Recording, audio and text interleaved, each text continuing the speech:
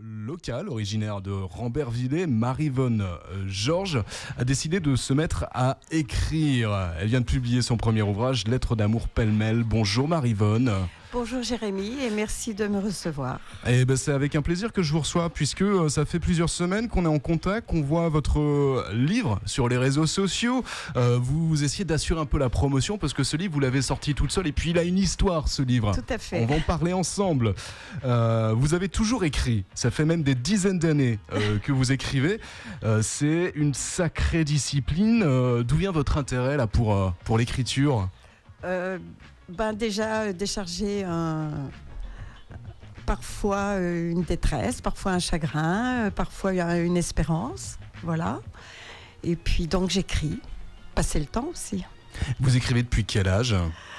Oh, mais dans le temps, on écrivait à ses parents quand on était interne, on n'avait pas les portables. Ça commence par là, l'écriture. Ça commence par là. C'est voilà. c'est pas du roman, non. Mais on fait attention aux mots. On fait attention aux mots. Et un jour, vous avez décidé de publier un ouvrage, enfin déjà de publier vos écrits. Il y a eu un événement tragique qui était le déclencheur. Oui, tout à fait. J'ai eu un cancer, comme beaucoup de femmes.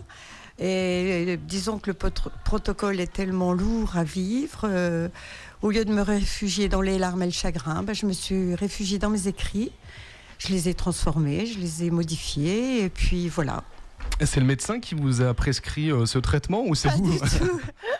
Pas du tout. J'en avais parlé il y a très longtemps. Oui, effectivement. Il n'y avait pas de psychanalyse, il n'y avait pas de gens à cette époque-là pour aider les personnes qui avaient des soucis. Et on m'avait conseillé d'écrire. Donc, j'ai toujours mis sur papier, voilà. Donc, parfois même des jolies choses pour m'évader, pour rêver. Et lorsque vous étiez malade, il y a quelques années ? Voilà, ça fait 5 ans maintenant. Vous avez décidé de reprendre des anciens textes, vous mettre à écrire ? Voilà, à mettre sur l'ordinateur, à les modifier, ouais, ça c'est joli, non, ça j'efface, et puis voilà. Et vous avez repris ces anciens textes, c'est quoi ? C'est besoin peut-être aussi de faire le point, le bilan de sa vie à un moment donné ? Sans doute, sans vraiment y penser, mais je pense que c'est ce qui s'est réellement passé, en fait. Et ça vous a demandé beaucoup d'efforts, beaucoup d'énergie de vous replonger dans ces lettres que vous aviez écrites ? Non, ça m'a évadé, ça m'a donné du courage, ça m'a donné de la force, ça m'a permis de vivre toute cette période où on n'est vraiment pas bien, quoi. Et vous pensiez à quoi en reprenant ces textes ? À l'amour ? Tout à fait. L'amour de qui ? L'amour de quoi ? L'amour, parce qu'il faut aimer pour vivre. Ça peut être l'amour des fleurs, l'amour du soleil, l'amour de nos parents, de nos enfants, l'amour d'un homme, voilà. Aimer pour être aimé. C'est une chanson, ça, non ? Je ne sais pas. Je ne sais pas, mais vous savez, à force d'entendre des jolies choses à la radio, à la télévision, de lire des livres, il nous en reste toujours quelque chose, bien entendu. Ça a été quelque chose d'important pour vous, pour votre établissement, sans l'écriture et la reprise un peu de ces... Oui, ça a été important. Ça m'a permis de m'évader, donc sans doute que tout passait beaucoup plus vite. Et d'avoir un objectif ? Il était question de publier un ouvrage ou pas déjà ? Je rêvais. Au lieu de pleurer au fond de mon lit, j'écrivais, je recopiais, et puis je modifiais, et puis voilà. Et puis ces textes-là, vous avez décidé de les publier sur un blog. J'ai fait un blog en premier lieu parce que je trouvais que finalement c'était pas mal ce que j'écrivais, sans orgueil mais avec beaucoup de fierté. Ouais. Donc j'ai créé un blog qui a eu tout de suite beaucoup de succès. Et puis j'ai créé un site. C'est combien de visiteurs alors sur ce blog, sur le site, blog, malheureusement, il a été transformé en un autre blog où il n'y avait plus de statistiques. Mais sur le site, en 2 ans, pas tout à fait 2 ans, j'ai quand même eu 40 000 visites. Et ça encourage. Là, c'est très encourageant. Et puis, il y a eu un mail que vous avez reçu. Du Canada. Ah ouais. Quelqu'un qui a admiré mes écrits et qui m'a dit bien gentiment qu'il les avait tous copiés. Donc, ça m'a donné la rage. J'ai dit stop, on me pille.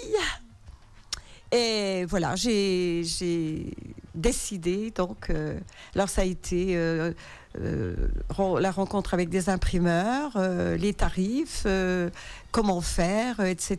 Des bons conseils de cet imprimeur-là. Et puis lettres d'amour.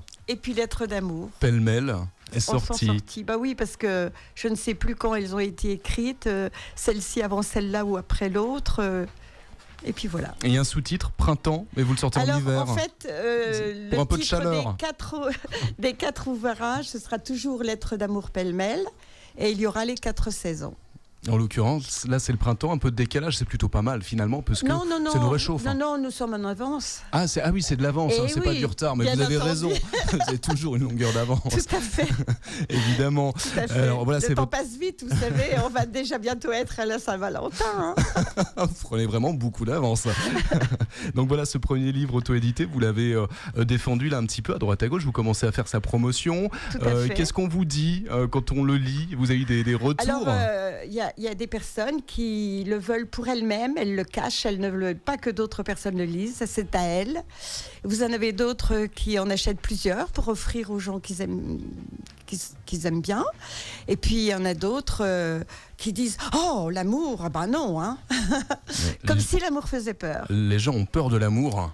Oui, mais ils n'ont pas peur de la guerre, malheureusement. Vous n'avez pas écrit sur la guerre, Non, hein? jamais, Jamais. jamais. On ne fait pas la promotion des vilaines choses. Tiens, je peux lire un extrait. Je voudrais danser nu sur le volcan de nos envies, sur ton corps de feu. Alors ça fait fuir.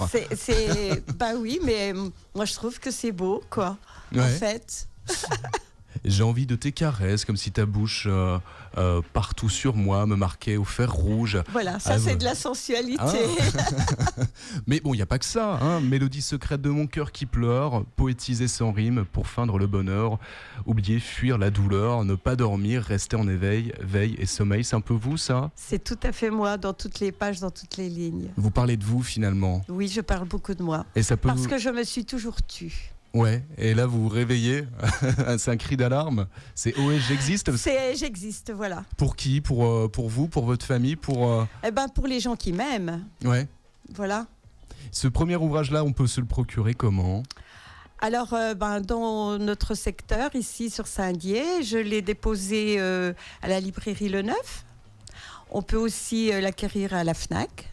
Vous demandez Printemps, Lettres d'amour pêle-mêle. S'ils ne l'ont pas en rayon, ils vous le commanderont. Ouais. À Cultura aussi, à Épinal, ou alors sur mon site. Ah bah, il y a pas mal de lieux de distribution finalement pour un premier ouvrage que vous sortez toute seule Oui, avec oui, vos petites mains Oui, là. mais je me suis, comme on dit, décarcassée. C'est un peu vous ça finalement, C'est se moi, j'ai battre toujours tout le temps. lutté, toujours, tout le temps.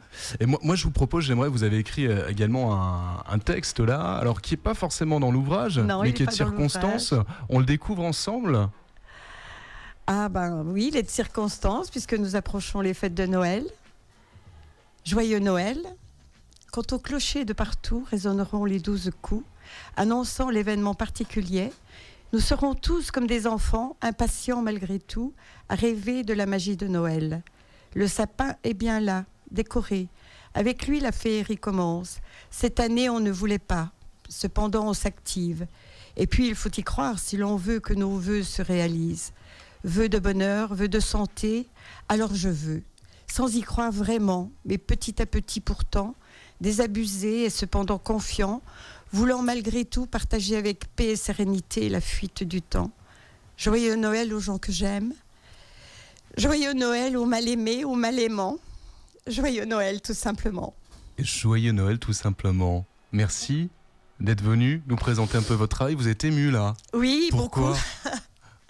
Beaucoup. Ça vous touche quand vous relisez vos textes? Ça me touche, surtout celui-ci. Qu'est-ce qu'il évoque pour vous? Il évoque la période où j'ai perdu ma maman. Ouais, donc forcément. 95 ans, Ouais. toujours très belle, toujours très forte. Elle s'est éteinte en me disant que tout était parfait.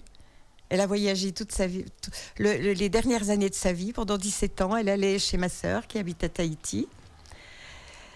C'est beau de voyager à cet âge-là.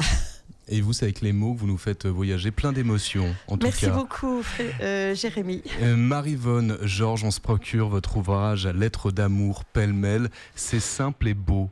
C'est un peu vous, et ça peut parler à pas mal de monde. Merci d'avoir été à nos côtés. Merci, Jérémy. Merci beaucoup.